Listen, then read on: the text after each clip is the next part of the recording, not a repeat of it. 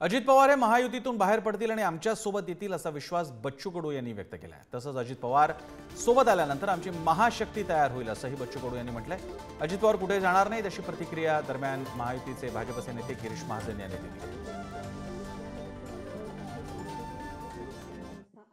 आता बऱ्यापैकी असं वाटतं चित्र सगळ्या आघाडी आणि युतीमध्ये बराच फुटफाट होईल। हा, त्याचीच आमची महाशक्ती तयार होईल।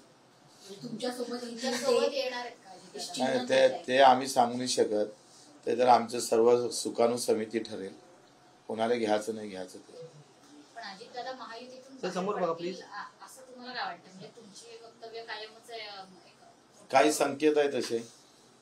अजिबात नाही। मी पुन्हा सांगेल की आम्ही महायुती म्हणून तिन्ही पक्ष सोबत लढणार आहोत। याच्यामध्ये कुठेही फरक पडणार नाही आणि आम्ही ताकदीने लढणार आहोत। आम्ही ज्या ताकदीने आमचा भाजपचा उमेदवार निवडून आणू तेवढ्याच ताकदीने आम्ही अजितदादांचाही उमेदवार निवडून आणून तेवढ्याच ताकदीने आम्ही एकनाथ शिंदे साहेब शिवसेना आहे तिचाही उमेदवार त्या ठिकाणी निवडून आणू। याच्यामध्ये काही फरक पडणार नाही।